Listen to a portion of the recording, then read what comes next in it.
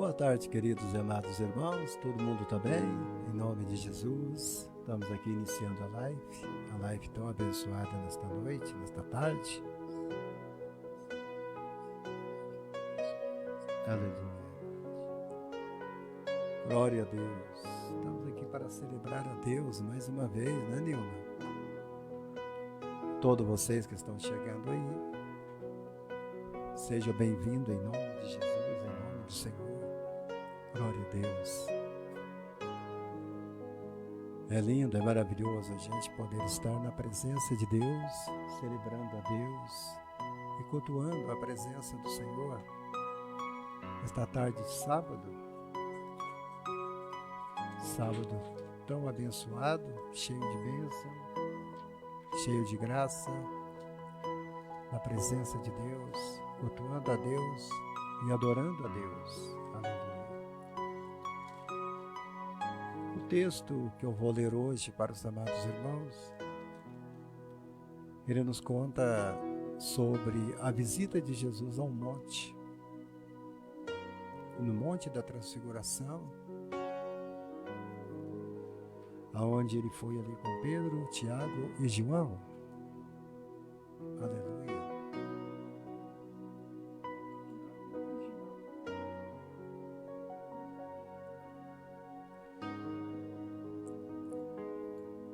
E eles estiveram ali durante um período.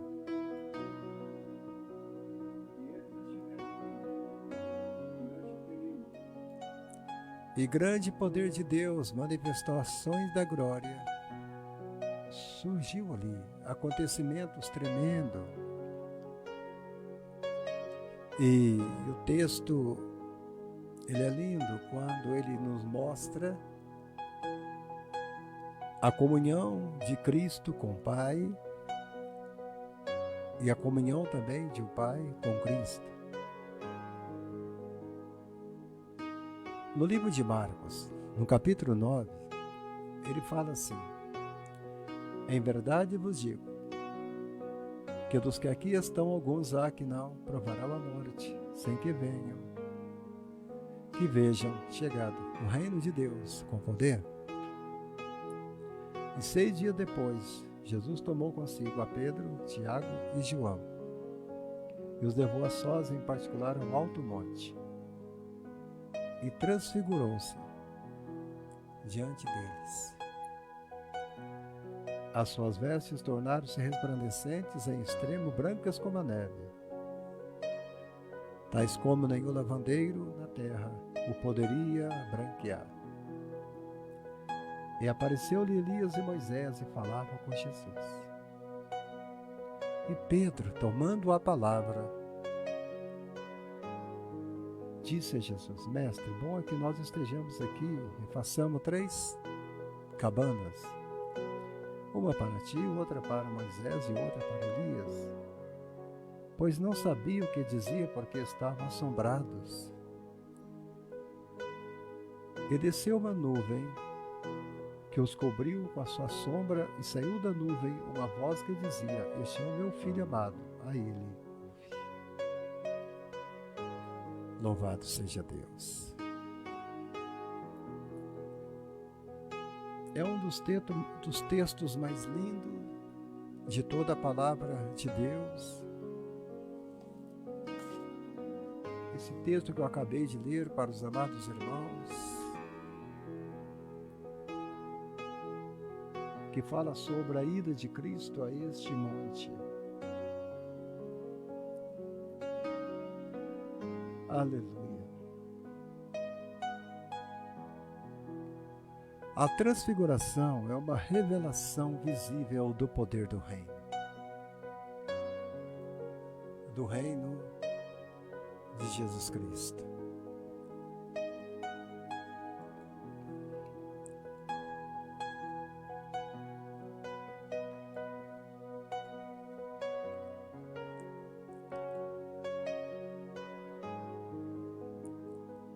A transfiguração de Jesus Cristo, Edinete, o que significa essa transfiguração? Eu estava há pouco tempo ouvindo uma mensagem com o pastor Jim Swagger. E o pastor Jim Swagger, ele dizia que quando Jesus Cristo vai para o alto do monte, ele não sobe para a montanha juntamente com Pedro, Tiago e João, mas ele deixa Tiago e João e Pedro lá no pé do monte. Ele não sobe a montanha juntamente com Cristo. Cristo sobe sozinho. Eles ficam ali no pé da montanha e Jesus sobe o monte.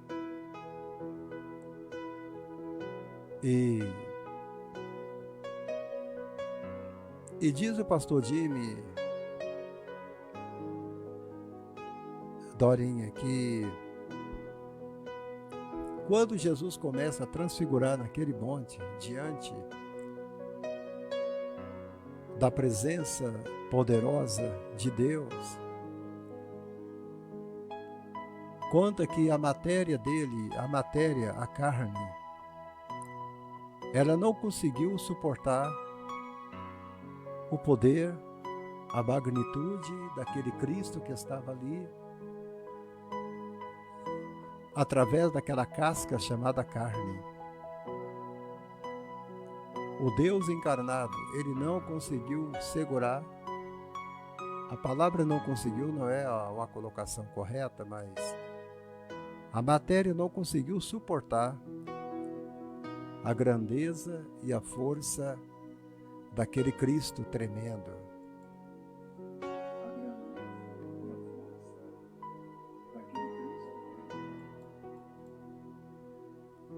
Então ele se transfigurou. Mas qual é o significado dessa transfiguração do Senhor para nós hoje?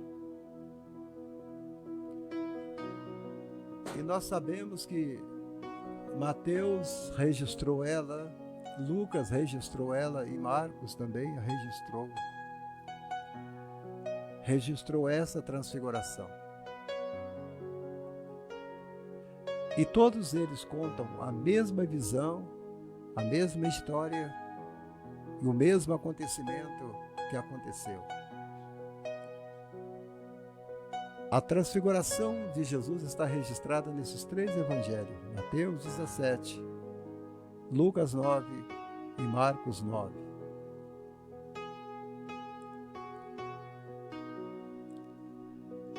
Nós entendemos que Jesus estava na região de Cesareia de Filipe, uma cidade no extremo norte de Israel. E quando ele tomou a Pedro, Tiago e João e subiu com eles ao monte para orar. Olha só. Ele sobe a montanha justamente para orar. Para orar e para buscar a Deus.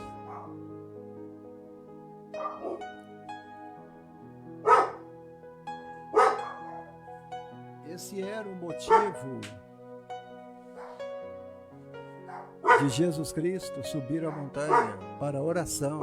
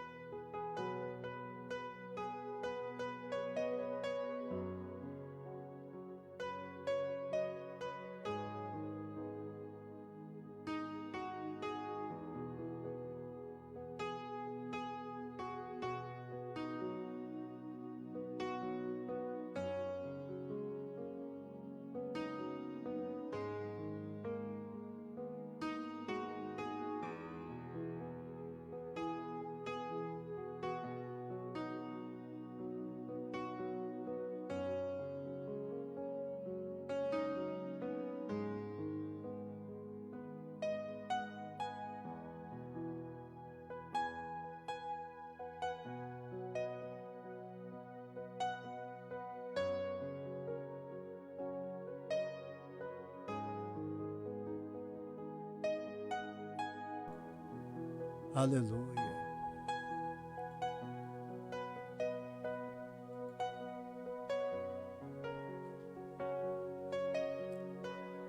Agora você me pergunta, qual é o nome do monte? Qual é o monte que Jesus foi? Eu estava pesquisando e queria saber qual é o monte que ele foi.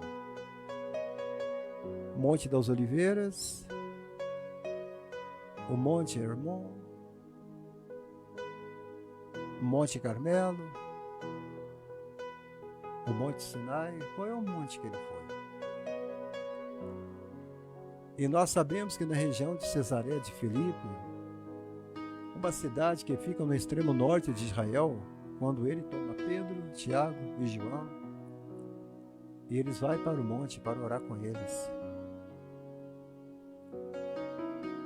A Bíblia fala e subiu com eles ao monte para orar, mas ele não deixa eles subirem. O texto sagrado diz que ele leva consigo as três colunas do Evangelho.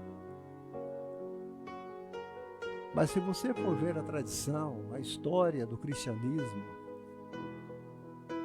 você vai ver que a tradição coloca o Monte Tabor como possível local onde ocorreu a transfiguração de Jesus Cristo. Monte Tabor.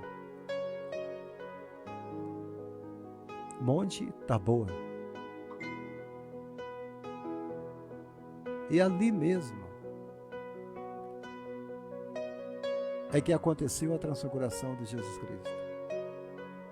Mas o interessante é que, entretanto, que nós vamos ver mais abaixo, nesse estudo bíblico, o local mais provável, seguido a geografia bíblica, seria o Monte Hermon. A geografia bíblica demonstra que quando Jesus vai para aquela região, e o monte que estava mais próximo dali, para que ele pudesse subir ao monte, era o Monte Hermon. Jesus estava agindo nos passos de Moisés,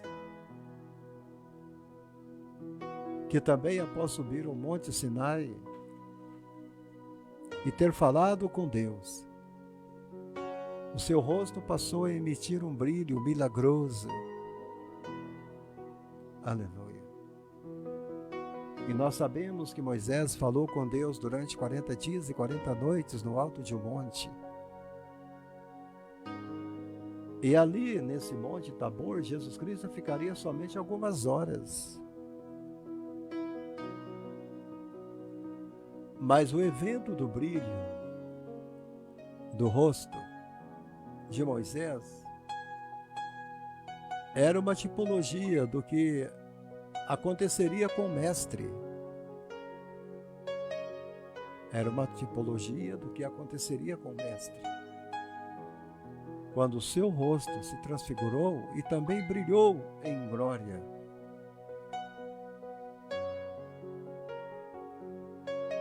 Mas o interessante é que o texto sagrado de Marcos 9 nos conta que Jesus Cristo se transfigurou por inteiro. Corpo, pés, mãos, cabelos, rosto, olhos, braços, pernas, o corpo dele inteiro ficou milagroso, ficou branco. A sua roupa ficou branca, mas branca como a neve.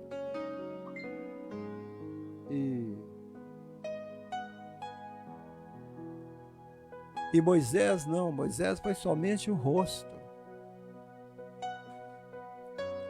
A Bíblia não fala que todo o corpo de Moisés ficou branco com a neve, não, mas Jesus fala que Jesus se transfigurou, Moisés não.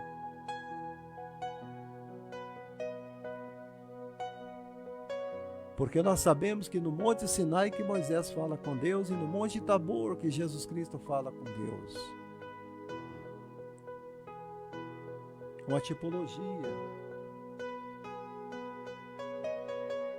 Uma tipologia do grande milagre que Jesus Cristo efetuaria em glória no futuro,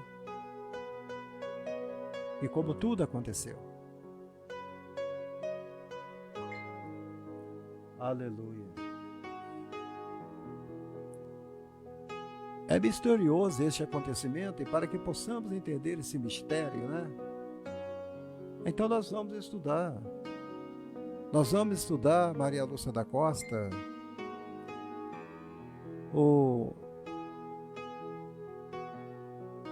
nós vamos estudar esse estudo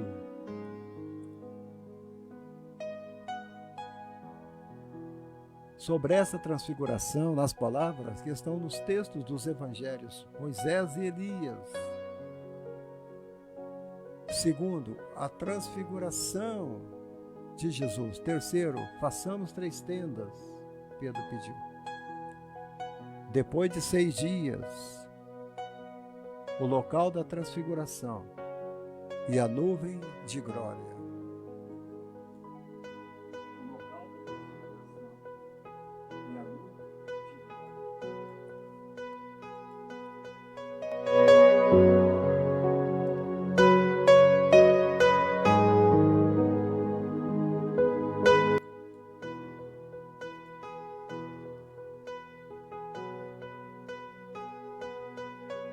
Vamos mergulhar nesse estudo e eu creio que Deus vai dar vitória para nós.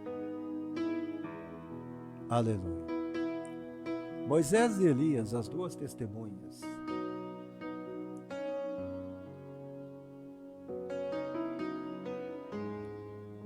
Moisés e Elias são as 2 testemunhas que o Apocalipse cita e fala, né? São grandes personagens de toda a palavra de Deus. A Bíblia fala muito de Elias e fala muito mais de Moisés também, fala muito mais de Jesus Cristo.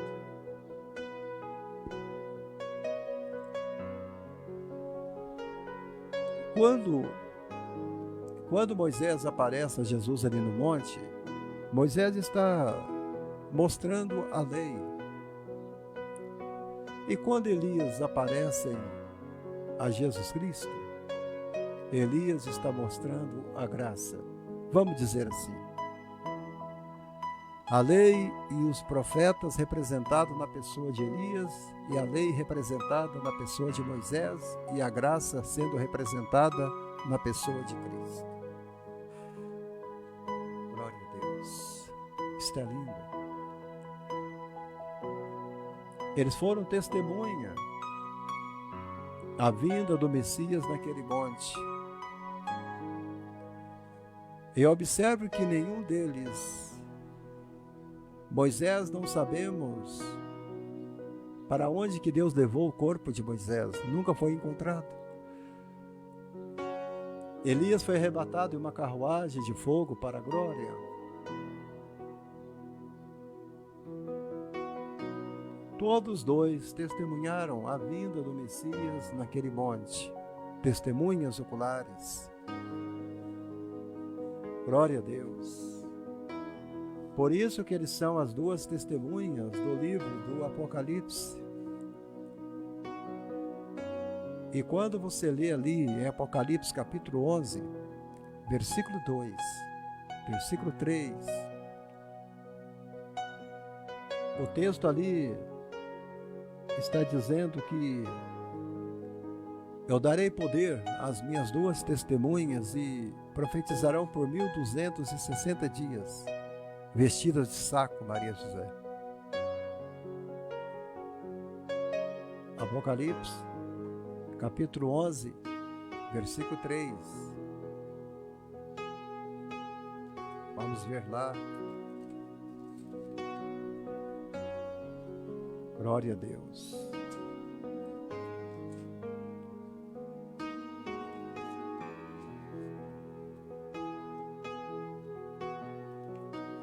A Bíblia é linda e darei poder às minhas 2 testemunhas e profetizarão por 1260 dias vestidas de pano de saco. Estas são as 2 oliveiras e os 2 castiçais que estão diante de Deus da terra.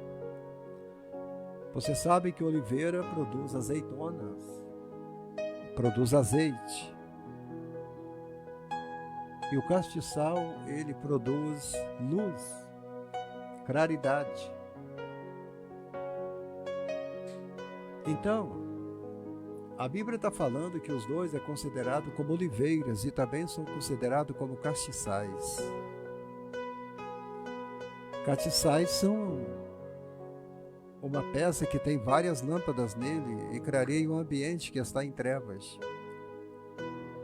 E oliveira é uma planta que produz azeitona e da azeitona se extraem muitos alimentos, um deles é o azeite. E ela não somente produz um tipo de azeite, ela produz várias espécies de azeite. Azeite para fazer limpeza, azeite para alimento, azeite para iluminação, azeite para consagração, azeite para acender lâmpada. Então, Elias e Moisés são considerados como essas duas oliveiras, testemunhas, e diz que Deus daria para essas duas testemunhas, Elias e Moisés, poder para profetizar por mais de 3 anos. O texto da revelação de João, ele atribui a essas duas testemunhas todo o poder e características de Elias, que fechou o céu e não choveu por 3 anos e meio em Israel. E Moisés também, que transformou a água do rio Nilo em sangue e enviou as pragas do Egito. Imagine bem que tanto de poder é esse. Um com poder tremendo de pedir a Deus para que o céu seja fechado, cerrado e não chove por 3 anos, e outro que ora a Deus e ele coloca o bordão, a ponta do cajado na beira do rio Nilo, e o rio Nilo fica em sangue. E não ficou somente no rio Nilo, mas ficou no Egito todo, uma bagunça, por causa da ação direta daquele profeta chamado Moisés. Através de nós, Deus pode fazer grandes coisas neste mundo.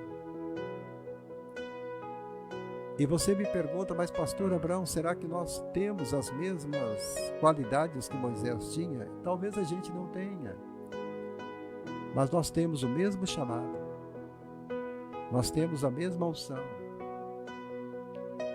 nós temos a mesma consideração que Deus tinha por Moisés, Deus tem por nós. Porque nós somos remidos e comprados pelo sangue do seu Filho Jesus. Então você hoje, você se torna mais importante do que Moisés, porque você faz parte da igreja, a esposa do Cordeiro.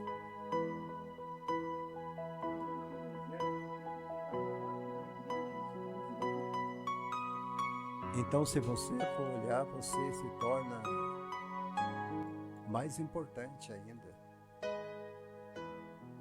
Mais importante.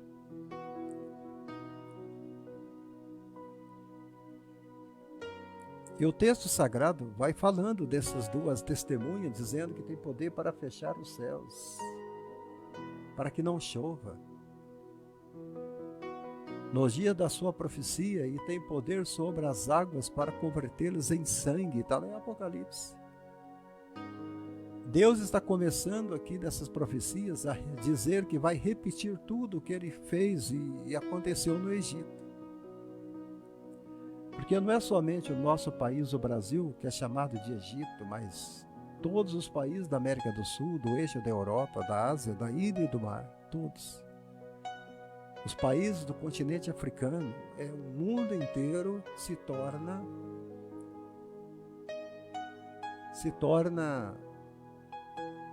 o Egito. E quando ele diz que vai dar poder para fechar o céu, para que não chova no dia da sua profecia, e tem poder sobre as águas para convertê-las em sangue, e tem poder para ferir da terra com toda a sorte de pragas, todas quantas vezes quiserem. vai ser um momento de tremenda maldição no planeta. Homens de Deus jogando maldição na terra. Uma ordem permissiva de Deus. E não é somente as 10 pragas como as 10 do Egito, mas serão milhares, dezenas. E quantas vezes quiserem também. Elas vão estar testemunhando do amor de Deus e alguém vai blasfemar e elas vão dizer, fiquem cegos, e a pessoa ficará cega na hora. Alguém vai estar xingando, falando palavrão, eles vão dizer, morra, e a pessoa vai morrer. Porque eles têm poder de ferir a terra com toda sorte de praga, quantas vezes eles quiserem. Você já pensou se hoje, em nosso meio, Deus desse esse poder para alguém dentro da igreja? Que bagunça que ficaria o evangelho? O mínimo que Deus coloca nas nossas mãos, nós já estamos fazendo uma bagunça na casa de Deus. Você imagina se Deus desse esse poder para alguém? De levantar mortos de suas criptas, de seus túmulos, de abrir o olho de cego, de ressuscitar mortos depois de 5, 10, 20 dias. Você já pensou? Porque esse é o poder que Deus vai dar a essas duas testemunhas que a Bíblia se dirige a Elias e a Moisés. A palavra de Deus na boca da Maria José é poder. A palavra na boca da Maria Lúcia da Costa é poder. A palavra de Deus da boca da Tânia Maria se torna poder. Poder para matar, poder para dar vida, poder para julgar com justiça. É isto que a Bíblia está falando. A Bíblia de Estudo Plenitude é muito clara quando ela fala sobre isso.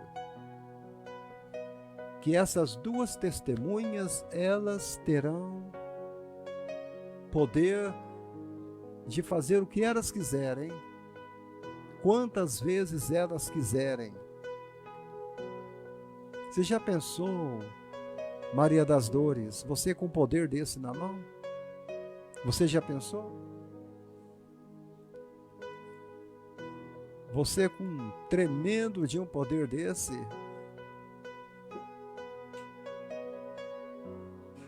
Ah, gente. Glória a Deus. Ah, gente.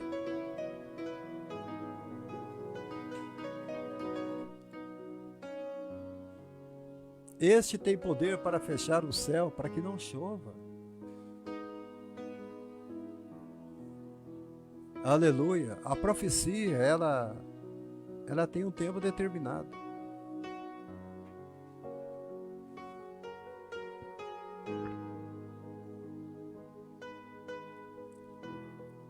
Então, quando Jesus Cristo sobe naquele monte, ele vai buscar a presença de Deus em oração.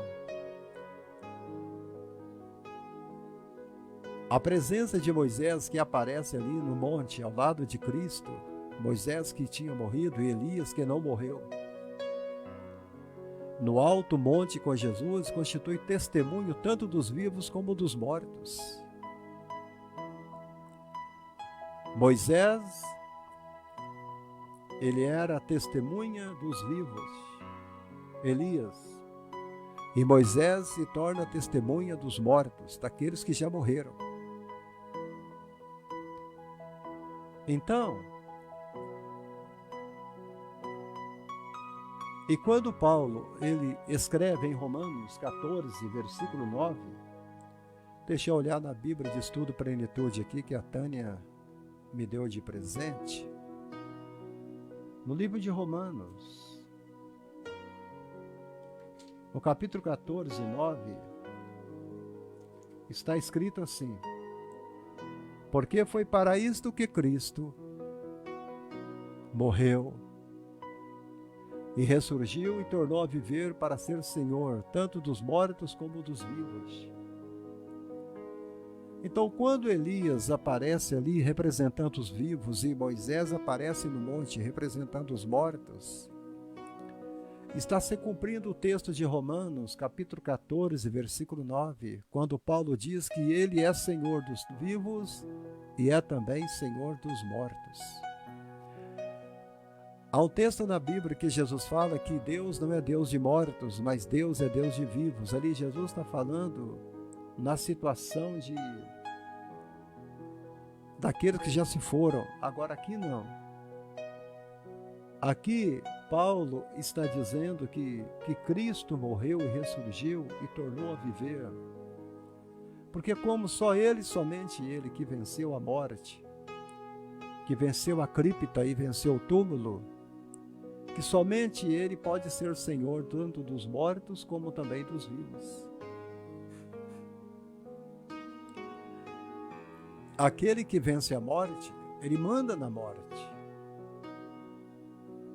Aquele que vence a morte, Ele passa a mandar na morte e dar ordem para a morte, porque Ele a venceu. E quem é que vence a morte? A vida. A vida é que vence a morte. E sendo Cristo a vida, Ele venceu a morte. Então Ele pode dar ordem à morte. Aleluia.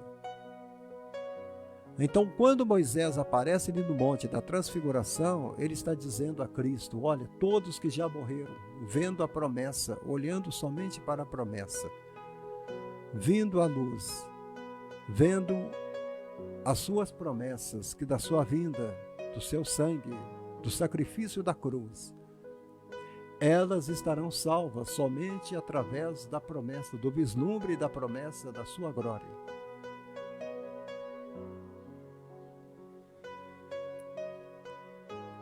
E Elias está falando àqueles que já estão com você na glória, com o Senhor na glória, já estão salvos e dentro da promessa, porque eles não morreram, porque estão lá contigo.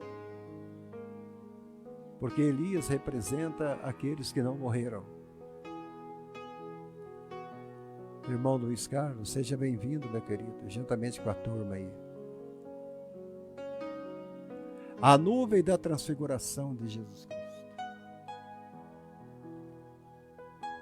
É interessante que no Apocalipse, ali no Apocalipse, as duas testemunhas, depois de serem mortas e ressuscitadas, elas sobem ao céu em uma nuvem.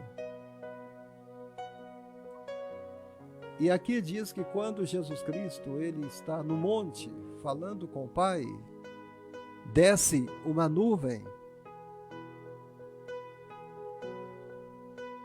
E quando diz que esses dois homens, duas testemunhas, os dois profetas, eles são mortos em uma praça pública, eles morrem, e em seguida eles são ressuscitados, eles sobem ao céu em uma nuvem.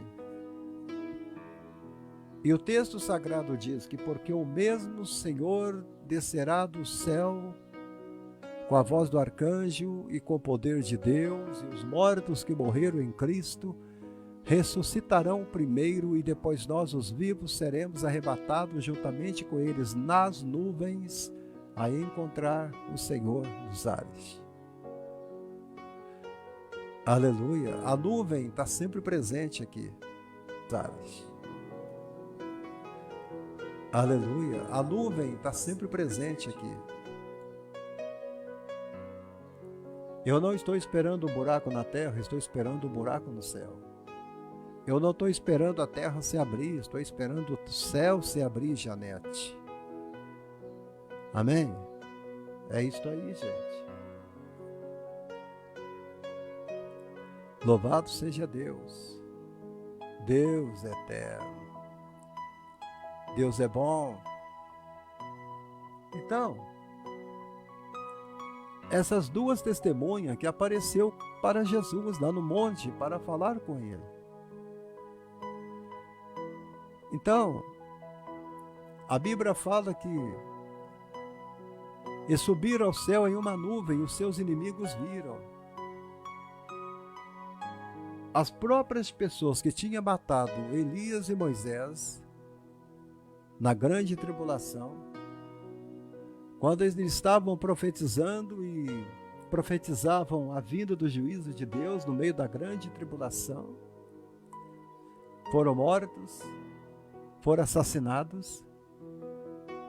E no mesmo momento, Deus ressuscita esses dois, Moisés e Elias, e eles entram numa nuvem.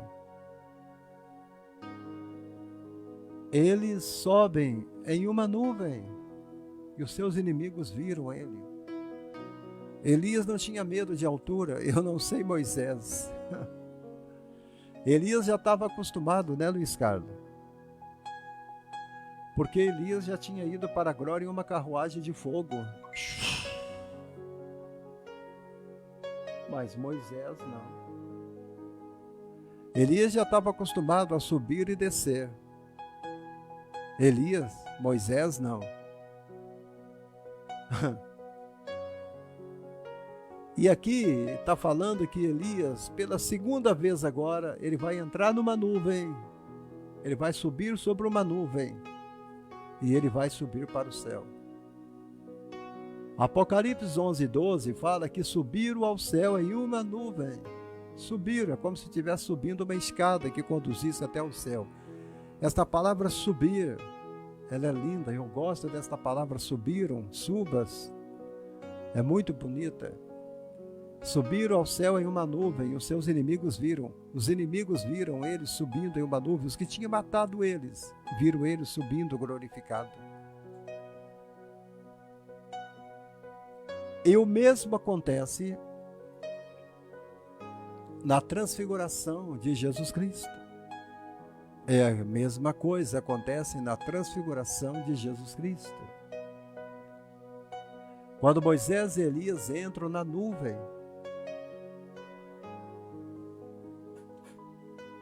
Elias e Moisés, eles entram dentro da nuvem. É dali, de dentro da nuvem, é que os apóstolos ouvem uma voz. Pedro, Tiago e João, eles ouvem uma voz. Tinha 3 vozes ali falando, a de Cristo, a de Moisés e a de Elias. Mas o texto sagrado diz que a voz que Pedro ouve, que João ouve, que Tiago ouve é a voz de Deus. Eles ouvem uma voz que sai da nuvem.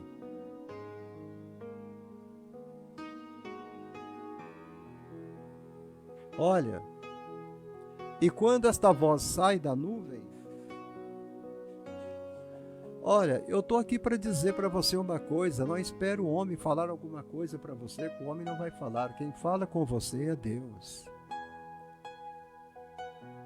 Não espere que vai subir uma nuvem da terra para te dar o livramento, para que você entre nela e fique livre de todos os seus problemas, que não vai acontecer isso, não tem nuvem na terra. Na terra só tem fumaça. Na terra só tem fogo, na terra só tem miséria, morte, dor, angústia. Olha para cima. Eu estou aqui olhando aqui, através da janela que eu coloquei aqui no meu quarto de pregação. Eu estou vendo dezenas de nuvens aqui no céu, toda azul diante da minha cabeça.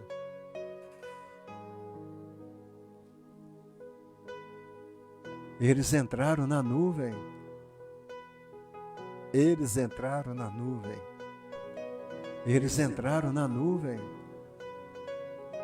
Eles entraram na nuvem. Glória a Deus, que coisa linda, isso é um mistério de Deus. Primeiro eles ouvem uma voz. E segundo, e dizendo ele isto, veio uma nuvem que os cobriu. A nuvem desceu e os cobriu. Que esta nuvem possa te cobrir hoje, Luiz Carlos. Que esta nuvem possa te cobrir hoje, irmã Tânia Maria.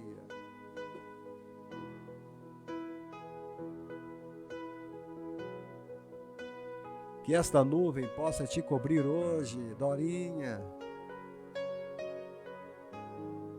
que esta nuvem possa cobrir cada um de vocês hoje, cobrir vocês com um manto de proteção e de glória. Nuvem é como se fosse um lençol de algodão. E ali você vai andando sobre a nuvem. Tânia, olha só, gente. Há um ditado que diz que quando a pessoa está feliz demais, quando ela ganha um presente e fala assim, nossa, estou andando, estou me sentindo como se eu estivesse andando sobre as nuvens. Andando sobre as nuvens. E agora veio uma nuvem que os cobriu com a sua sombra. Uma nuvem que cobriu com a sua sombra, isto me leva lá no passado. E isto ainda me leva lá na antiga aliança, lá na época de Moisés, quando eles estavam no deserto, né? E Deus mandava durante o dia uma grande nuvem. Uma nuvem muito grande para cobrir.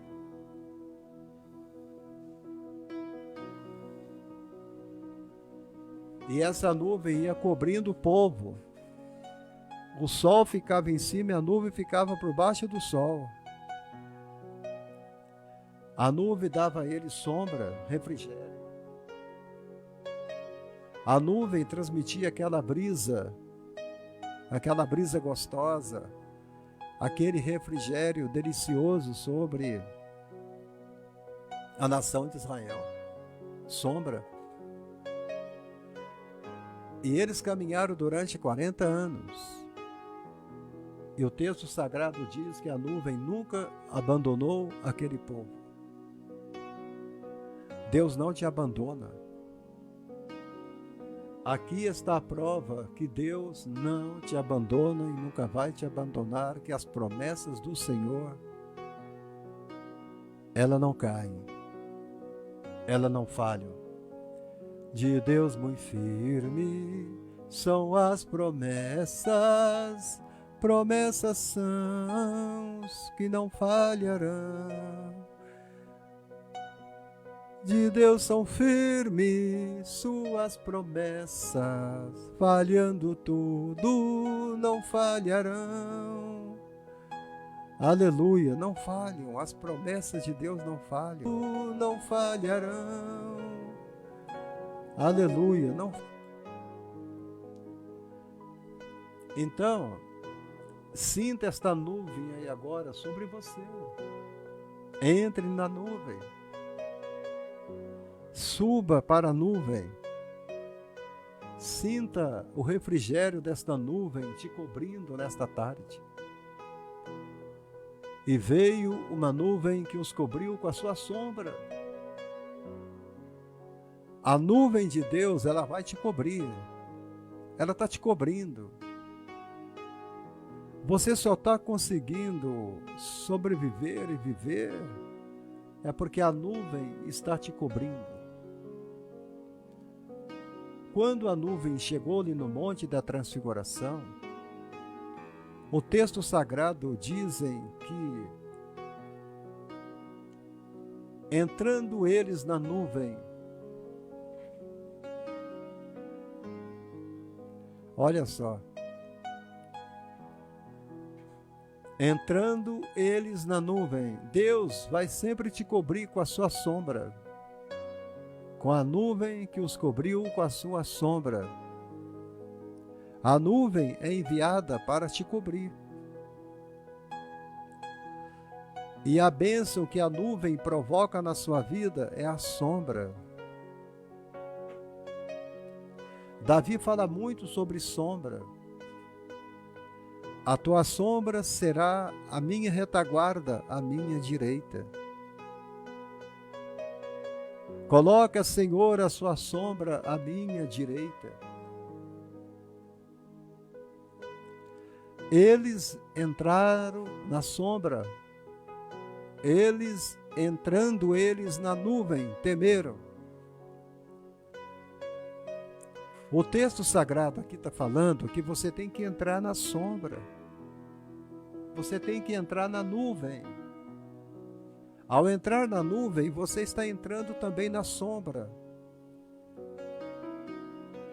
Você já tem o elemento chamado sombra, a substância, né? Agora você está entrando no que é real, é dentro das nuvens. Você já tem a sombra. Só que agora Deus está te chamando para você entrar na nuvem. Vamos entrar na nuvem. Em nome de Jesus.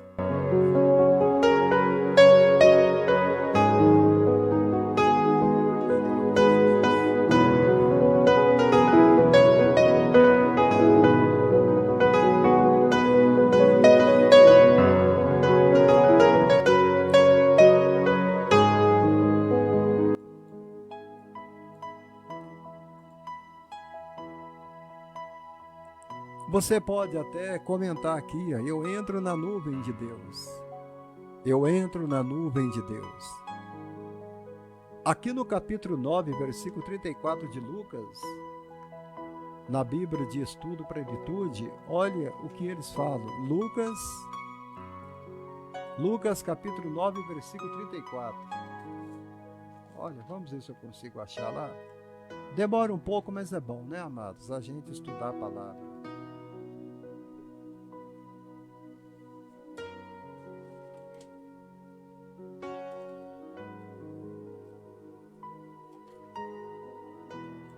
No livro de Lucas, do capítulo 9, versículo 34, a Bíblia é nova, por isso que a gente demora um pouquinho para achar. 9:34 diz assim, olha,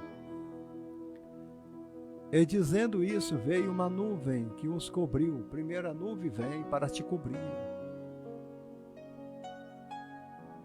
E veio uma nuvem que os cobriu com a sua sombra. E entrando eles na nuvem, temeram. Olha, a nuvem veio e cobriu todos eles. E entrando eles na nuvem, temeram. Então, olha, a nuvem era tão grande, mas tão grande, que ela cobriu o monte todo. Quando a gente está pregando aqui, a gente está tentando te mostrar, te explicar a grandeza do nosso Deus. Você pode pensar numa nuvem pequena. Aí você pensa numa nuvem que tenha 4 metros de largura por 8 metros de comprimento, né? Mas só que quando você vai ver no total da grandeza do poder de Deus, aí você imagina que esta nuvem é do tamanho do estádio do Corinthians. Esta nuvem, ela é do tamanho do Maracanã. Esta nuvem, ela é do tamanho do estádio do Morumbi, do São Paulo. É uma nuvem grande que cobre todo aquele monte, porque aquele monte era enorme, o Monte Tabor. Quando você fala de monte, você não fala somente no local aonde Jesus está, mas você fala no monte num todo. Eu já fui no monte e às vezes eu escolhi um lugar do monte para me apresentar diante de Deus em oração, mas a 200 metros tinha outro grupo de irmãos orando, à frente no 200 metros tinha outro grupo de irmãos orando, a minha dianteira também tinha os outros irmãos também orando, do lado esquerdo, direito, sempre uma distância no raio de 100 metros tinha um outro grupo de irmãos orando. Porque quando o monte é sagrado e você vê dezenas, milhares de pessoas orando, não pode ficar todos numa só região. O monte é distribuído, os lugares são distribuídos. Agora imagine bem, você está no monte orando e Deus manda uma nuvem para te cobrir. Ele cobre o monte inteiro. O monte inteiro foi iluminado. Houve claridade no monte inteiro. O monte se tornou no Maracanã todo com as luzes acesas. Talvez para ver o jogo do Flamengo e Vasco da Gama. Os refletores do monte foi todo aceso. Deus ligou a tomada do Espírito Santo na glória e o monte todo iluminou com aquela nuvem. Aleluia. Oh, gente, isso é bom demais, né? Eu estou tentando falar de um jeito para que você possa fechar os seus olhos aí, Maria das Dores. Tânia Maria. Maria Lúcia, vocês que estão me assistindo, você vai comentando e eu vou falando o seu nome, que eu sei que você está me vendo, entendeu? E eu estou tentando levar você para dentro da nuvem, e para que você possa olhar para o céu e ver a tua direita, a tua esquerda, e você vê até onde vai essa nuvem. Você sabia, Tânia, que sobre esse avião que te levou você para a Bélgica tinha uma grande nuvem o protegendo? Quando você estava no avião, o avião vai subindo, subindo, ele tem que ficar acima das nuvens. Porque se ele entrar dentro da nuvem, ele pode pegar uma tempestade, ele pode ter uma pane e pode cair. O avião tem que subir numa altitude tal que a nuvem fica por baixo parecendo um campo de algodão, não é, Tânia? A gente que já andou de avião, a gente sabe como é que funciona isso.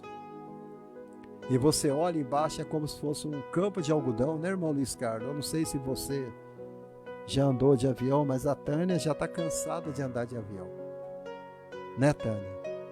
Ela estava acima das nuvens. Por quê? Porque não pode ficar abaixo das nuvens e nem no meio. Mas no texto que eu li para vocês aqui, fala que eles entraram na nuvem. O nosso avião entrou dentro da nuvem, Antônia. Irmão Antônio Souza, grande amigo. Aleluia. Deus te abençoe, meu querido. Então é interessante isso aqui. Isso aqui dá para você fazer um sermão para pregar a semana inteira. Então, só que essa nuvem que Deus mandou aqui, o Luiz está falando que já voou de avião e é muito bom. Entraram numa nuvem, eles entraram dentro da nuvem. O avião de Deus entra na nuvem. O avião de Elias entrou na nuvem. O avião de Pedro, de Tiago e de João entraram na nuvem e ficaram com medo. Alguma vez você já andou de avião e o avião de repente entrou dentro de uma nuvem carregada por uma tempestade e vocês não ficaram com medo? Amém? O que eu quero dizer hoje à tarde aqui é isso. Você hoje pode entrar na nuvem de Deus, o seu avião da tua vida. Jesus é o piloto, ele está pilotando o avião. E veio uma nuvem que os cobriu, entrando eles na nuvem, temeram. Não precisa ter medo. Entrem na nuvem de Deus hoje à tarde, como a Maria das Dores está falando aqui. O texto de Lucas que eu acabei de ler para vocês aqui, ele nos mostra,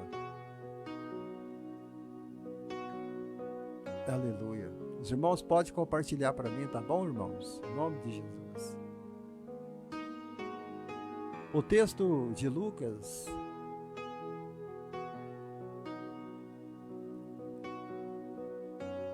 o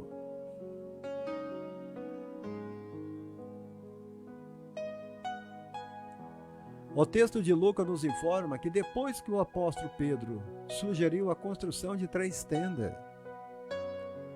porque quando Pedro entrou na nuvem, automaticamente ele ficou na presença de Deus. Ele conseguiu ver Moisés. Pedro conseguiu ver Elias. Eu não sei se João viu e se Tiago também viu, mas o texto sagrado fala que Pedro, quando viu aquilo, quando Pedro vê, olha, com Jesus na nuvem, com Jesus na tempestade, ele que é o comandante, Jesus sendo o comandante, está tudo sob controle. Aí, a Tânia falou, que lindo, hein? É isso mesmo, é isso mesmo. O controle está na mão de Deus. Jesus é meu auxílio, meu guia. Amém, Maria das Dores. Olha, a Ednete que sumiu, né? A Ednete parou de comentar. Então, informa que o apóstolo Pedro, ele sugere a construção de 3 tendas, cabanas ou tabernáculos. Quando ele fala assim, olha, é bom a gente estar aqui, nesse lugar magnífico, nesse lugar santo, estar aqui nesse lugar de glória, nesse lugar de bênção.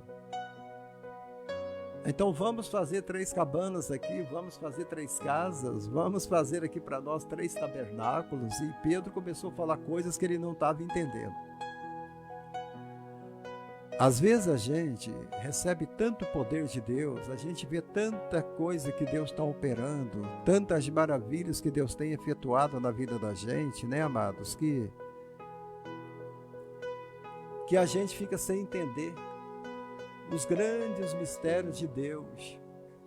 E aí a gente começa a querer criar coisas dentro da obra de Deus. A gente começa a criar coisas e querendo ajudar Deus. Igual Pedro falou, olha, Moisés já está com a gente. Elias já está aqui com a gente, né, Lu Alves? A Lu Alves chegou agora. A paz do Senhor, minha querida. Então, aí a gente está sempre querendo ajudar Deus, né? E Pedro então começa a sugerir, vamos fazer 3 templos. Vamos fazer uma tenda para Abraão, vamos fazer uma tenda para Isaac, não, eu estou falando coisa com coisa. Vamos fazer uma tenda para Elias, vamos fazer uma tenda para Moisés, Jesus, e vamos fazer uma tenda enorme para o Senhor.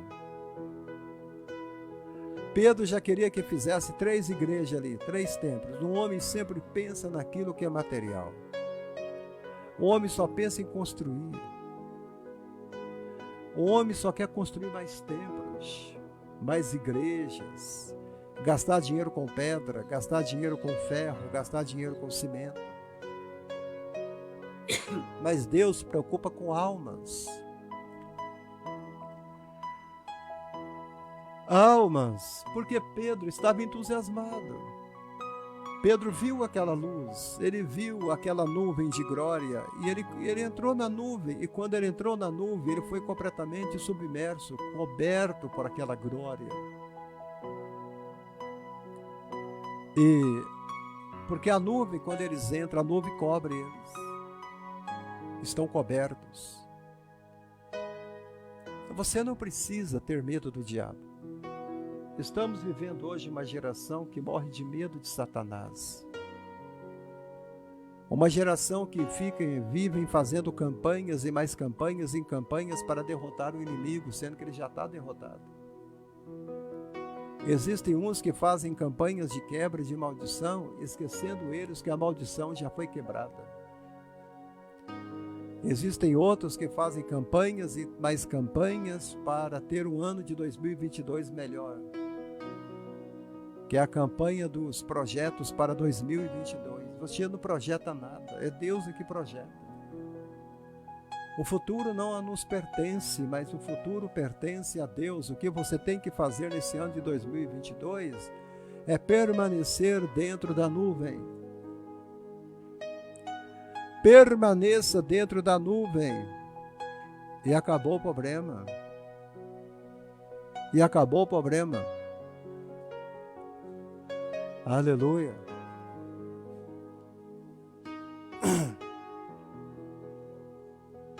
Então, a parte do versículo de Lucas 9 diz que entrando eles na nuvem, a Bíblia Peshinta traz com mais detalhe, nos informando que foram Moisés e Elias que entraram nela. Elias e Moisés que entraram na nuvem, mas eu creio que Pedro também entrou, que João também entrou, que Tiago também entrou. Porque a nuvem cobriu todo o monte.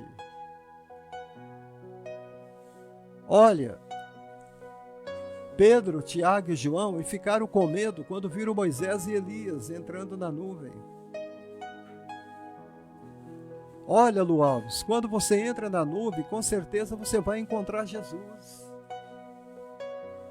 Eu não tenho certeza se você vai encontrar ali Pedro, se você vai encontrar ali Moisés, se você vai encontrar Abraão, se você vai encontrar Isaac, Jacó, ou mesmo Elias, eu não sei. Mas quando você entra nesta nuvem de glória, o que você vai encontrar ali com toda certeza é Jesus, o Espírito Santo. Quando Pedro, Tiago e João viram que Moisés e Elias estavam entrando na nuvem, eles tiveram medo. Tiveram medo de Moisés, tiveram medo de Elias. Você imagine Pedro ficando com medo de Moisés, ficando com medo de Elias. Imagine você então, quando Pedro ouve Deus falando, esse é meu filho amado, a ele estou ouvindo. Como que Pedro deve ter ficado? Eu conheço os crentes que quando Deus fala com ele fica com medo. Ele fica com medo. Você não precisa ter medo da voz de Deus. A voz de Deus é poderosa. A voz de Deus é mansa. A voz de Deus é forte. A voz de Deus é conhecida. A voz de Deus, ela é grossa, ela é grave, ela é uma voz suave, mas também é uma voz de autoridade. Eles ficaram com medo de Moisés e Elias, eles não ficaram com medo de Deus, não ficaram com medo de Jesus Cristo, mas tiveram medo de Moisés e Elias. Não ficaram com medo de Deus, não ficaram com medo de Jesus Cristo, mas tiveram medo de Moisés e Elias. Aleluia, não tenha medo. Não tenha medo. A versão da Peshinta aramaica é uma Bíblia muito boa essa, viu? É uma Bíblia linda, a Bíblia Peshinta. Ela é escrita no hebraico, no aramaico. E a primeira coisa que Pedro fala é: vamos fazer 3 tendas. Isto aí, vamos fazer 3 tendas.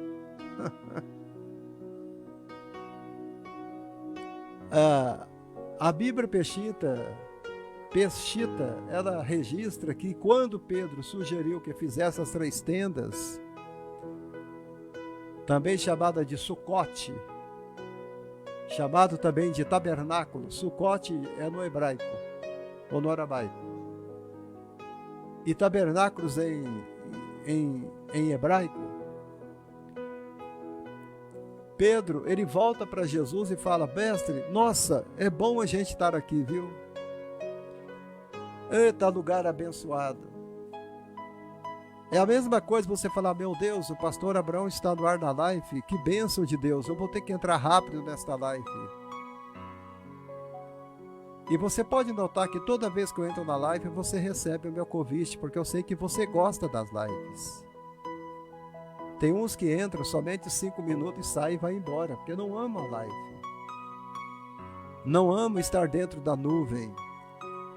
Mas todos aqueles que entram na nuvem, quando eu estou pregando aqui, por essa plataforma aqui, eles ficam na nuvem até eu acabar a pregação. E Pedro fala: mestre, nós estamos num ambiente muito gostoso, muito bom.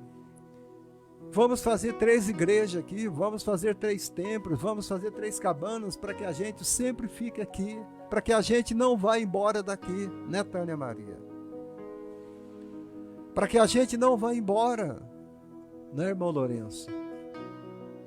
Nós não queremos ir embora aqui da tua presença, queremos ficar aqui. Porque Pedro sabia que no deserto, o tabernáculo, ele ia, e todo lugar que eles chegavam, acampavam, o tabernáculo era erguido. Só que depois o tabernáculo era desmontado e carregado. Só que agora, quando ele chega perante o monte da transfiguração, ele fala: nós não vamos precisar sair daqui mais. Já estamos no monte. Já estamos dentro da nuvem. Já estamos dentro da glória, já estamos recebendo a nossa porção. Nós já temos aqui Jesus Cristo, que é a nossa graça, já temos aqui Moisés, que é a nossa lei, já temos aqui Elias, que é o nosso profeta. Então vamos fazer estas 3 igrejas, Senhor. Vamos fazer aqui uma Assembleia de Deus, vamos fazer aqui uma Batista e vamos fazer aqui uma Universal. Era isso que Pedro queria? Não sei. Porque nós só pensamos em ficar no lugar somente. Nós não queremos sair dali. Mas Deus, quando nos chama, Ele nos chama para ir para o mundo, pregar o Evangelho. Pedro estava vislumbrado com aquela glória. Ele não sabia o que dizia Lucas 9:33, é claro. Não sabia o que dizia. Tem muita gente pregando que não sabem. Tem muita gente dentro das igrejas pregando o que não sabem, falando o que não devem. E ele fala, vamos fazer 3 tendas, vamos fazer uma para você, vamos fazer uma para Moisés, vamos fazer uma para Elias. O que Pedro estava querendo dizer ali? Ele estava querendo dizer isso, ó, aqui está Jesus, aqui está Elias e aqui está Moisés. Ele estava querendo dizer, vamos colocar Jesus na mesma posição de Elias, na mesma posição de Moisés e na mesma posição de Jesus Cristo. Você não pode, Pedro, colocar Moisés e Elias na mesma posição de Jesus Cristo. Jesus Cristo é maior. Jesus Cristo ainda é maior, irmão Lourenço. Jesus Cristo ainda é o Senhor. Jesus Cristo é aquele que é digno de honra e de louvor. Elias e Moisés se foram, mas Jesus Cristo não se foi. E nós temos esta mania hoje. Nós queremos colocar pastor ao lado de Cristo, igreja ao lado. Meu ministério é isso, meu ministério é aquilo, meu pastor é isso, meu pastor é aquilo. Não é nada. Nossas igrejas, perante Jesus, nós não somos nada. Somos apenas servos. Aleluia. Somos apenas servos. Mas nós gostamos de ser grandes, né? Gostamos de fazer a mesma coisa que Pedro estava fazendo. Vamos colocar Moisés e Elias do seu lado. Nós temos que parar com essa mania, irmão Lourenço, de querer colocar coisas ao lado de Jesus. De colocar a minha igreja ao lado de Jesus, de colocar Maria ao lado de Jesus, de colocar São Judas Tadeu ao lado de Jesus, de colocar o Papa, de colocar Buda, de colocar Santo Antônio, de colocar santos e mais santos, como se fossem a pessoa de Jesus. Nós temos que largar isso, Jesus está acima de tudo. Ah, gente, pelo amor de Deus. O texto de Lucas 9 é muito claro e não sabendo o que dizia. Olha,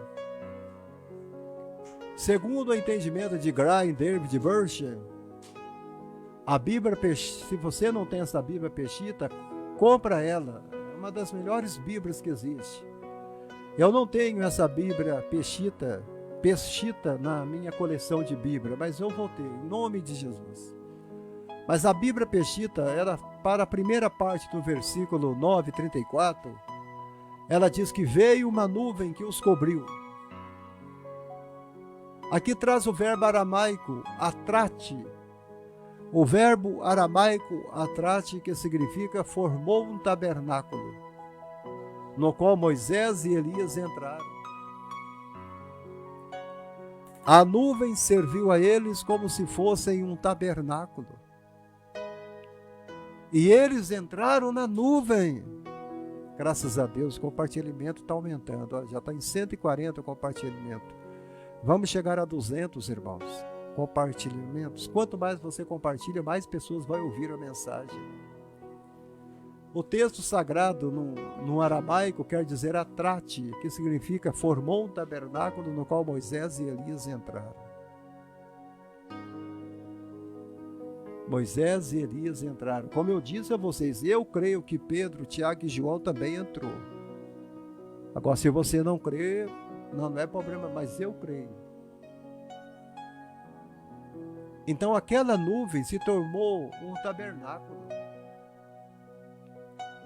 Quando Pedro vê Elias e Moisés entrando nesse tabernáculo, dentro da nuvem, é quando Pedro fala: vamos fazer mais um tabernáculo, mestre, para o Senhor. Enquanto ele disse essas coisas, houve uma nuvem que formou o tabernáculo. Quando Pedro estava falando, a nuvem começou a se formar. Você olha no céu de vez em quando e você olha, tem uma nuvem aqui diante dos meus olhos, ela tem parecendo um dinossauro. O formato da nuvem tem uma cauda, tem uma cabeça muito grande, tem umas costas muito grandes também. Parece um dinossauro. As nuvens, elas têm hora que elas se formam alguma imagem, né, que a gente conhece. Essa nuvem, ela formou o tabernáculo e os cobriu com a sua sombra. E eles tiveram medo quando viram Moisés e Elias entrando na nuvem. Ué, se eles podem entrar, por que eu também não posso? Né, Tânia? Se Moisés e Elias podem entrar nesta nuvem, por que eu também não posso entrar? Eu vou entrar nesta nuvem também, está acabado. Nós um dia vamos entrar nesta nuvem. Nós vamos entrar nesta nuvem de glória. Já estamos nela, já estamos vivendo a tua sombra, mas nós ainda vamos entrar nesta nuvem para a honra e glória de Jesus.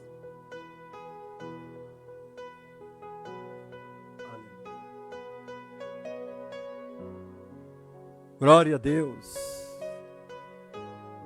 A versão da Peshitta aramaica, ela diz que, por mais que pareça estranha essa tradução, não é a primeira vez que uma nuvem toma a forma de um tabernáculo. A nuvem tomou a forma, irmão Luiz Carlos, de um tabernáculo. É a primeira vez. Não é a primeira vez. O profeta Isaías, ele já apontava para esse acontecimento na transfiguração que voltava a ocorrer também no futuro.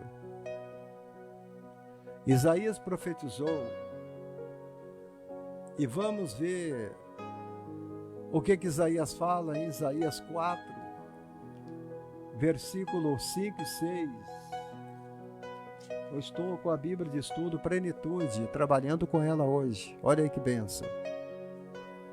E no livro de Isaías, no capítulo 4, versículos 5 e 6, por que você não lê lá? Diz assim: haverá um tabernáculo para a sombra. Olha o que Isaías está falando. Há 900 anos antes de Jesus. Haverá um tabernáculo para a sombra contra o calor do dia, e para refúgio e esconderijo contra a tempestade e a chuva. Olha o que está falando Isaías, gente.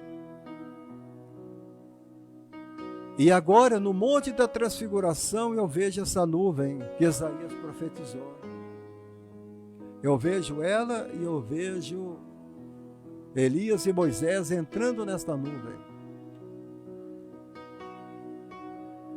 Criará o Senhor sobre todo o lugar do monte de Sião e sobre as suas assembleias uma nuvem de dia e uma fumaça, e o resplendor de fogo flamejante. Olha aí, gente, de noite, porque sobre toda a glória haverá proteção. Haverá um tabernáculo para a sombra contra o calor do dia, para refúgio e esconderijo contra a tempestade e a chuva. Isaías 4, 5 e 6.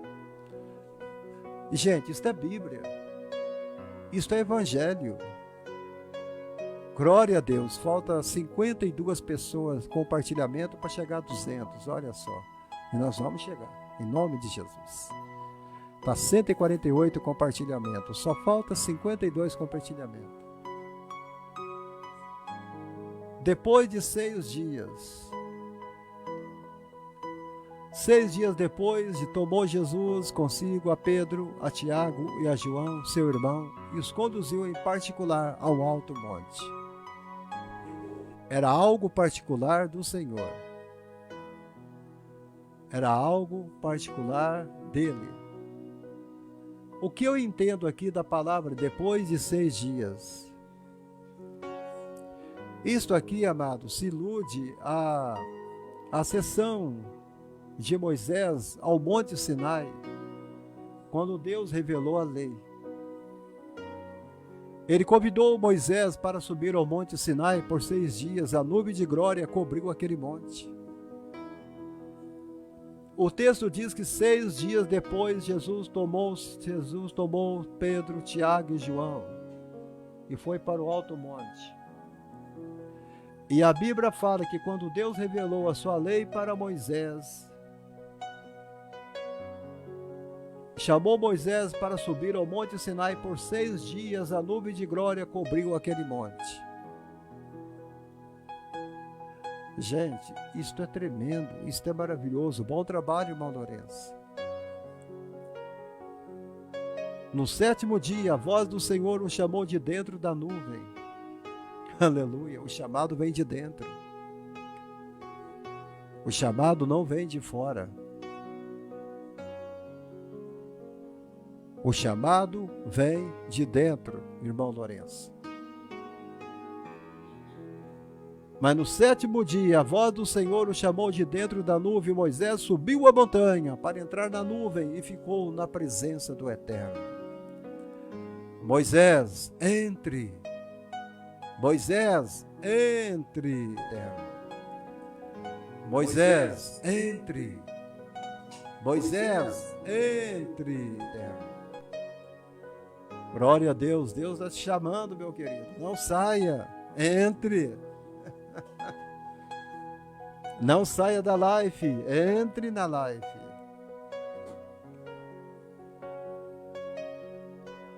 Vamos ver lá, vamos ver lá, Êxodo 24:15. Então Moisés subiu ao monte e a nuvem o cobriu o monte. A glória do Senhor repousou no monte Sinai. E a nuvem cobriu por 6 dias, e no 7º dia clamou o Senhor no meio da nuvem. Moisés entrou no meio da nuvem ao subir a montanha. E esse texto vai colidir lá com o texto de Marcos 9, no Monte da Transfiguração. Glória a Deus. Estou acabando. Isso é maravilhoso, gente. Depois de 6 dias, Jesus e seus discípulos subiram a alta montanha.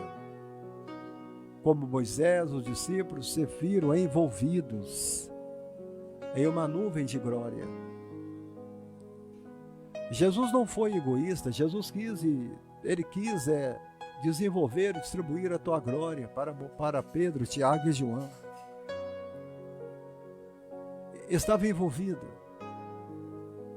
Moisés ouviu a voz de Deus, Pedro, Tiago e João também ouviu a voz de Deus, falando da nuvem. Foi quando o mestre começou a irradiar a sua glória. E quem eles encontraram na montanha? O próprio Moisés e Elias. O único personagem na Bíblia a também ter ascendido ao Sinai e ouvido a voz de Deus, falando com ele no topo do monte. Vocês entenderam? Não há nada na Bíblia que esteja escrito ali que não seja de uma tamanha importância.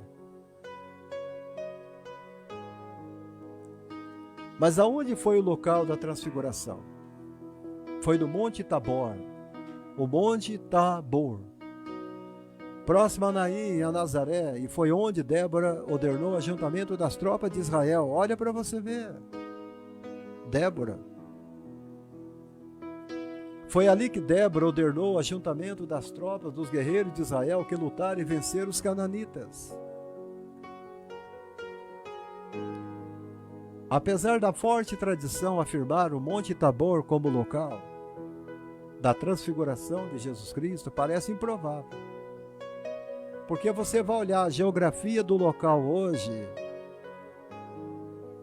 o Monte Tabor foi povoado e fortificado por instalações militares. O Sinédrio usava o Tabor como parte da sua rede de montanhas, nas quais acendiam fogueiras para anunciar o avistamento da lua nova. Ali é cheio de montes, e o Monte Tabor fica no centro. Porque não parece um lugar apropriado para a revelação mística e privada da transfiguração. Porque todo mundo daria para ver o monte. Mas ele esquece que esse é o trabalho de Deus. Deus quer fazer a obra dele conhecida em mundo inteiro. Porque se o Monte Tabor ficava no centro, numa montanha de montes, e quando a transfiguração aconteceu, aquela rede de montanhas, todas foram iluminadas pelo grande poder de Deus. Aleluia! Não foi no Monte Hermon, perto de Cesaré de Filipe. Aleluia!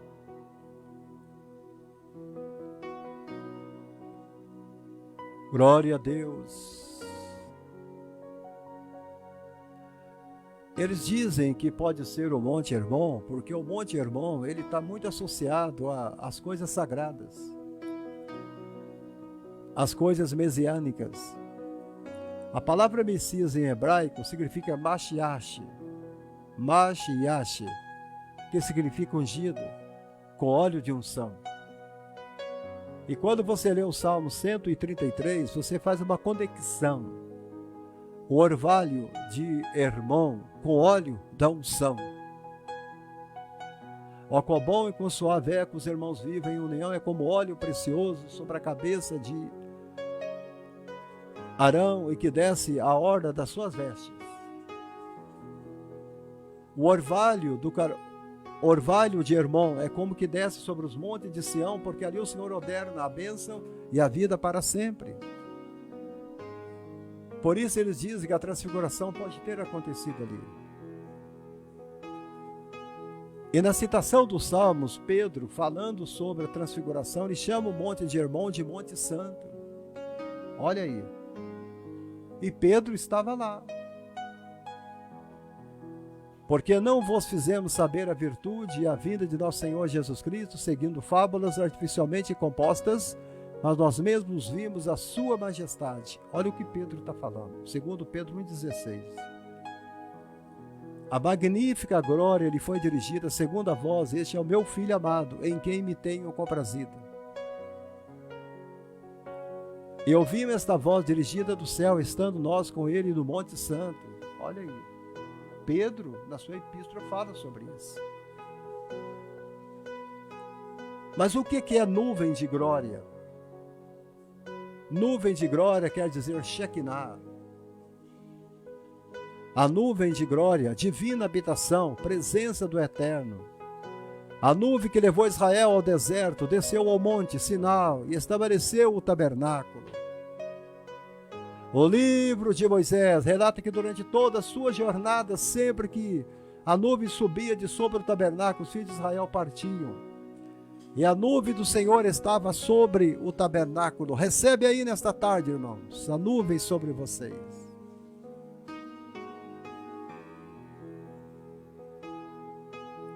Quando Moisés completou o tabernáculo, a nuvem cobriu a tenda da congregação. A glória do Senhor encheu o templo. No momento da dedicação do templo, a nuvem apareceu e encheu o templo. A tradição judaica associa a nuvem de glória à festa de Sucote. Sucote quer dizer a festa dos tabernáculos, porque as traduções aramaicas da Torá traduzem a palavra Sucote com uma palavra aramaica chamada metalaia, que também pode significar nuvens. Vocês estão entendendo a mensagem?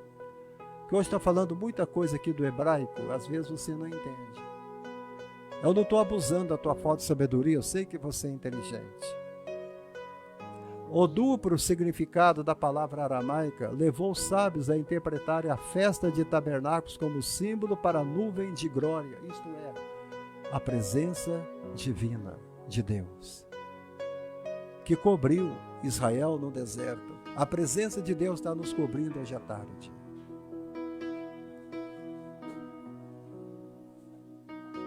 Eles se referiram à festa de Sucote, como a festa das nuvens. Sendo mais específico aqui no estudo, a festa da nuvem de glória. Há um hino sobre nuvem de glória. Eu que esqueci agora, não ia cantar uma estrofe dele para vocês aqui. O Talmud registra uma opinião de que as cabanas nas quais os israelitas do deserto viviam não eram senão a nuvem de glória, que se apresentava diante das hostes de Israel. Eles não faziam cabanas no meio do deserto. As cabanas eram nuvens, pequenas nuvens que Deus colocava sobre cada família. Uma nuvem sobre a família da Maria Lúcia, uma nuvem sobre a família do Luiz Carlos, uma nuvem sobre a família da Tânia Maria, uma nuvem sobre a família de cada um dos irmãos. Sobre cada família tinha uma nuvem em forma de cabana para lhe dar proteção durante a noite e durante o dia. Isso é tremendo, gente. A palavra cabana na Bíblia quer dizer isso, nuvem. Nuvem, a festa da nuvem de glória. É a presença. A festa de Sucote, que eles falam como a festa das nuvens. A festa da nuvem de glória. Aleluia. E eu quero terminar com esta frase. E aqui eu termino, que eu vou sair um pouquinho com meus bichinhos aqui. E verão o Filho do Homem vindo sobre as nuvens do céu com poder e grande glória, nuvem de glória. Que Deus abençoe os irmãos. Logo mais à noite estamos de volta. Que Deus abençoe os irmãos. Fiquem todos com Deus. Aleluia. Nuvem de glória, o Shekinah de Deus. Louvado seja Deus. Aleluia. Maravilhoso Deus, querido Pai, quero te louvar, Senhor, te agradecer pelo privilégio de poder estar aqui com os irmãos nesta tarde de sábado, orando, bendizendo a Ti, Senhor, agradecendo pela vida de cada um deles. Abençoe seu povo, abençoe a sua igreja, em nome de Jesus. Que a graça de Deus os acompanhe e a comunhão do Espírito Santo esteja sobre vocês e o amor do Filho guie cada um de vocês numa nuvem de glória. Amém. Deus abençoe, gente.